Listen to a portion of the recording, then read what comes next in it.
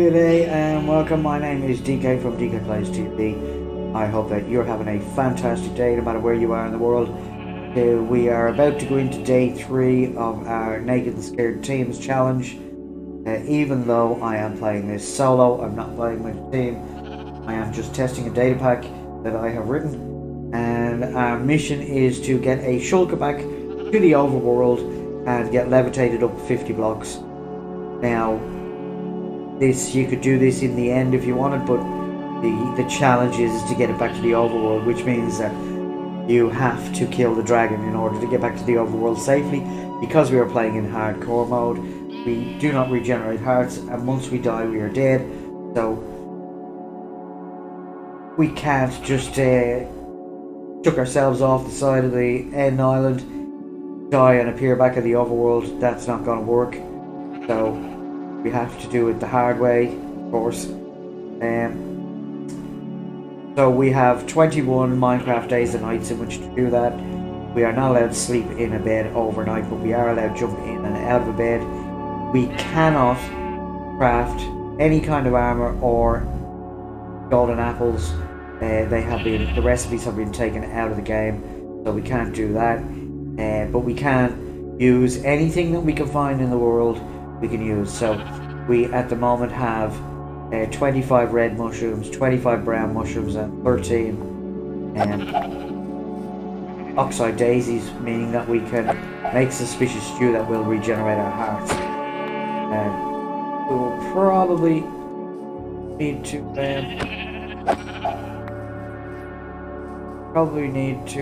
make another one pretty soon. We've already regenerated 3 hearts already, because on day 1, when the loot crate dropped, it dropped in the middle of the ocean, and I went back to get it and forgot to come up for air time, so I lost 3 hearts, and then I had a bit of a drop. I lost another heart, so we've already regenerated 3 hearts, and now we're going to have to generate another 2, because just at the end of day 2 I had a bit of a fall and lost another heart. So we've just come through that village. There was nothing in it. There was only 2 houses, and I did not see a single villager, so I have to keep moving. What we are looking for at the moment is ruined portals, so we can try and get some armor. And our last loot crate gave us iron boots. There is right there.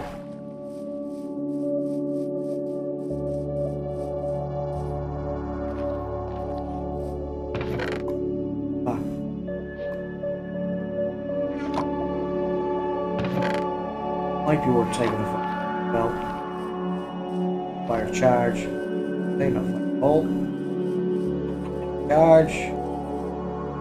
Right, so we can chest plate on. It's got unbreaking 3 on it. Fantastic. Right, so now we can at any point we can head into the nether safely. So that's one thing ticked off our item list that we need to get. The next thing, of course, is we need to find a village that has a church or a relic, so that we can get a brewing stand.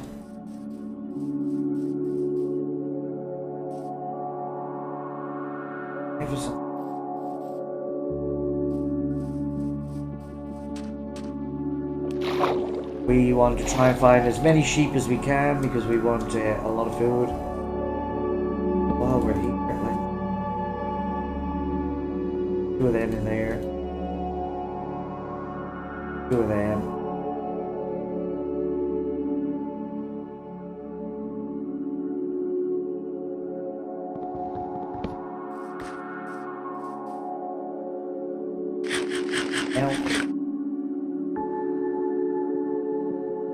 Over the... Wait, where did it flip it in? 3.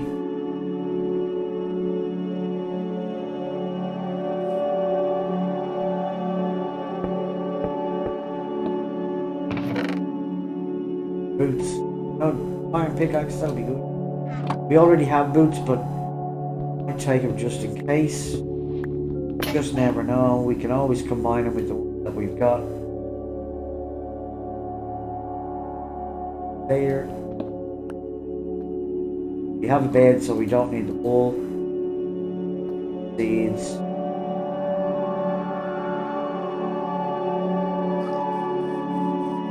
Moving. Let's keep.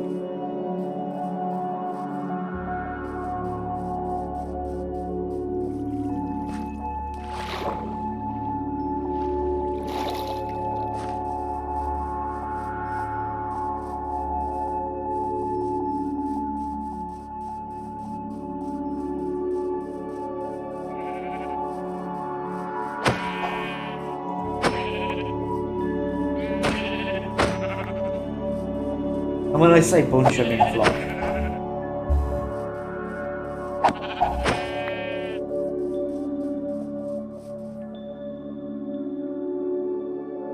And get rid of the wool because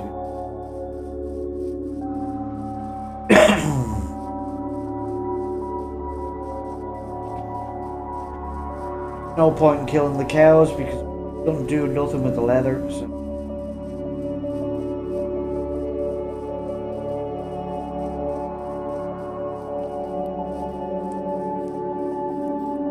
And of course we are always on the lookout for oxide daisies. We can get our oxide daisies up to the same quantity as our mushrooms, then laughing all the way. So we now have all of our hearts back. Fantastic.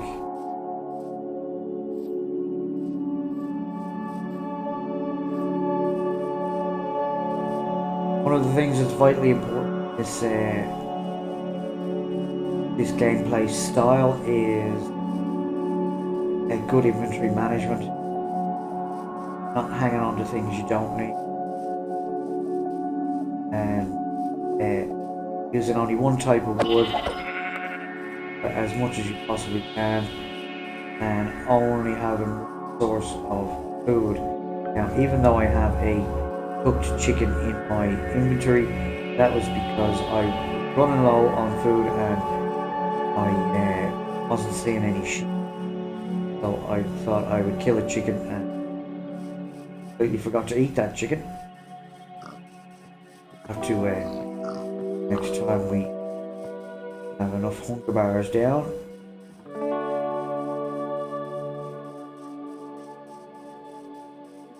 So the next thing that we need to find is a half decent village. Every time you see people, don't grab them because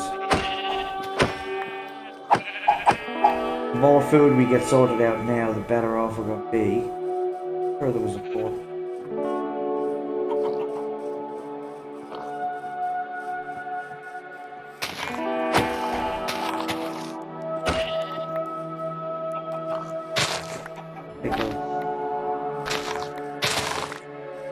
Because once we settle down the village, we're going to need farms that are going to be able to give us emeralds, because we're going to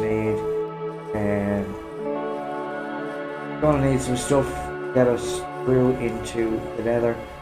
We are probably going to have to make a quick and dirty iron farm in order to get enough iron to make rails to get Tulka back. Go from end islands back to the central island is about somewhere between 1200 and 1500 blocks. So we really need to have enough iron rails to be able to do that. And we need to make mine carts, we make all sorts of stuff we need. So back to a mangrove forest. Don't particularly want to go into a mangrove forest. It's too jumpy uppy down. I believe that the last time I played this through, I searched high and low for a beach cactus on it. Couldn't find one. and I ended up having to find ended up where I found cactus was in a bad land. Here we are, we come in here and not even a desert, just a beach.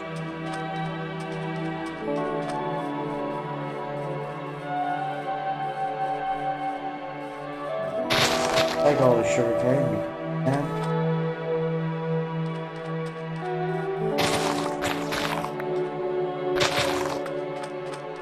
And it looks like the sun is going down again, so nearly at the end of day 3. No, daylight day.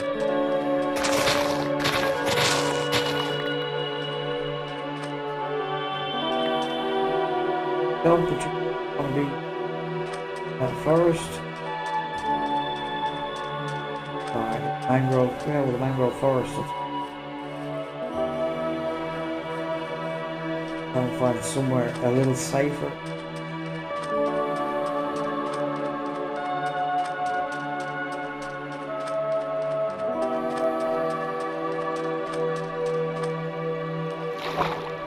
What is it?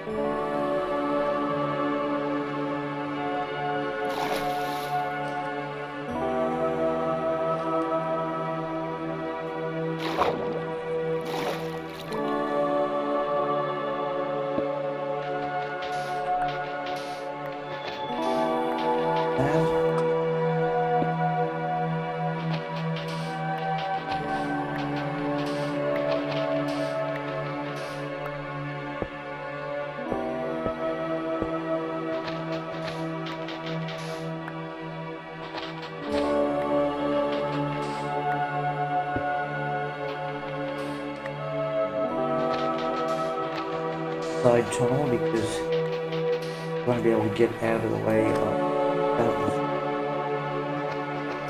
Gone.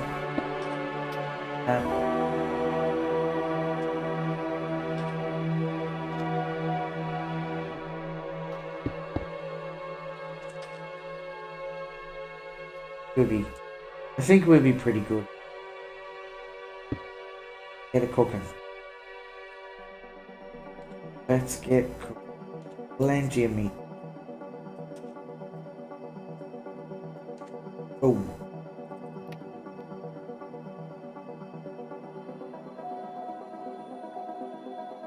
Management. Looking pretty good. Like to get one more diamond. So I can get a diamond pickaxe. And then I think we are golden from there on. As in we're in prime position. But again, unfortunately there's not a lot we can do overnight. Obviously when we find the right village and we settle down, we don't need a village with quite a few villagers in it, then we can make some torches and spawn-proof an area so we could be pretty safe. And we can start building the things up that we need to get us what we need so that we can get ourselves into the nether. And then we can get ourselves into the end. Now, if we didn't have to bring the shulker back to the overworld, this mission would be a lot easier because we could just we wouldn't have to worry about killing the dragon. But the fact that we've got to bring shulker back to the overworld to do the levitation, that makes the job so much tougher. Because we've got to not only do we have to get in and find into the nether and find blaze rods, we need to get back out, find the stronghold, find the portal room, have enough ender. Oh, we need to, when we're in the nether, we need to get ender pearls as well, so we're going to need to find a crimson forest. Not a crimson forest, an alien forest, where the endermen hang out.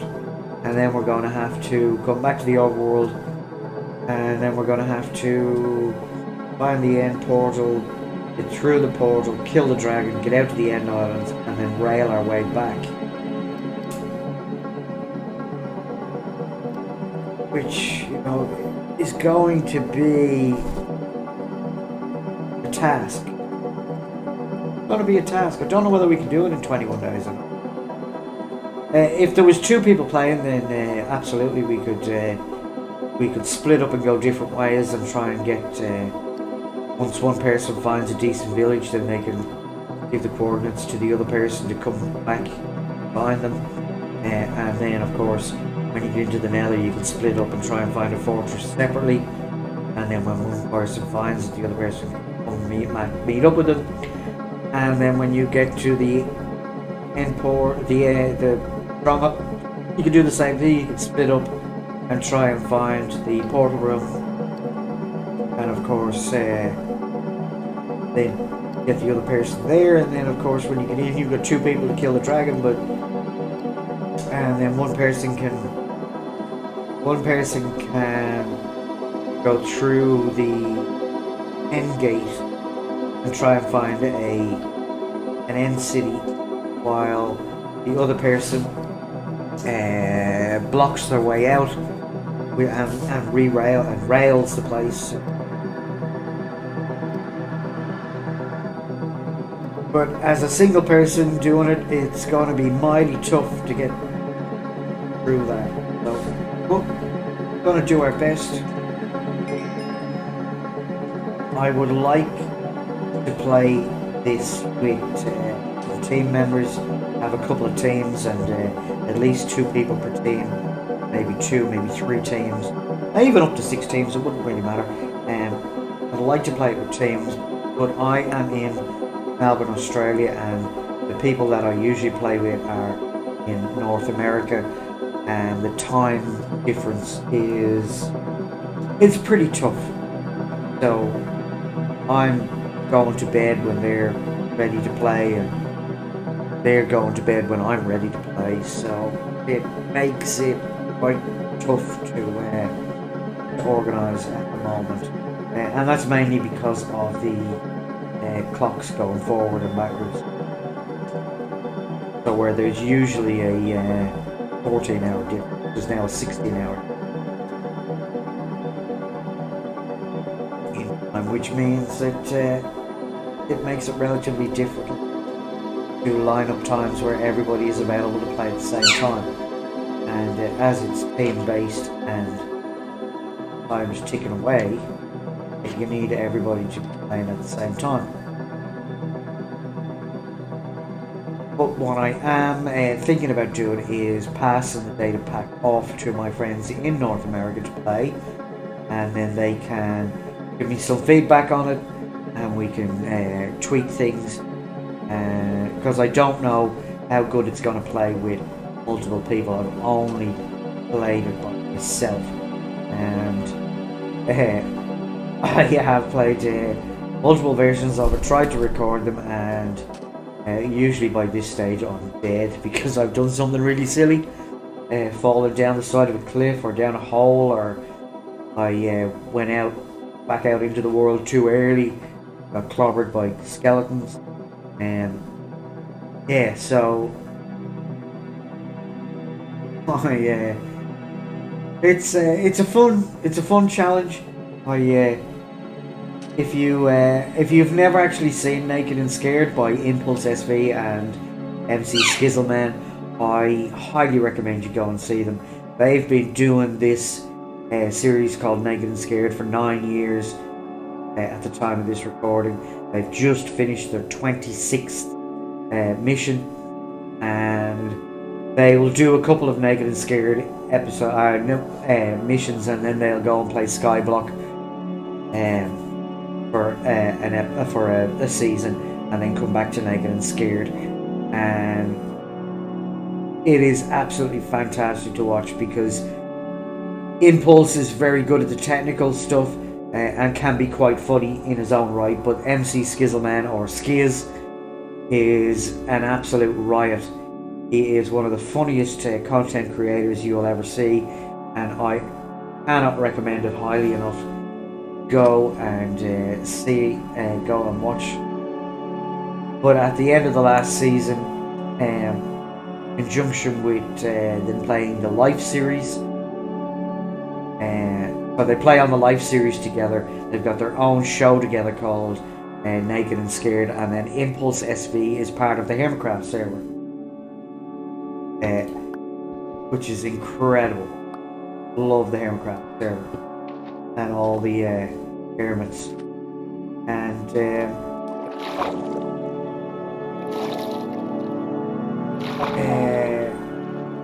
they just blend together so well. But at the end of the last Life series, in one of the chats, I think it was in MC Sizzleman chat,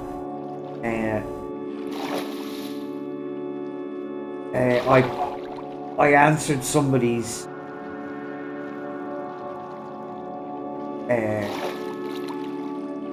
somebody left a message in the comment section. I said, wouldn't it be great to have a version of Naked and Scared themes, and if it ever got off the ground, I'd love to get an invitation. Into wink wink. And then it occurred to me that hang on a second, why don't I actually make that data pack? So that's where the idea for this came from. I watch Naked and Scared all the time and absolutely love it. And massive credit to those guys for coming up with the idea. Well, my name is DK from DK Plays TV. I hope that you've had an absolutely fantastic day, no matter where you are in the world. Please come back and join me for day 4. And if you wouldn't mind hitting that like, subscribe, notification bell, I'd really, really appreciate it. I'm trying to get to 2,000 subs, and I cannot do that without your help. So until the next episode, bye now. Oh, and go check out Imp and Skiz for Naked and Scared. You won't regret it, I promise. Bye now.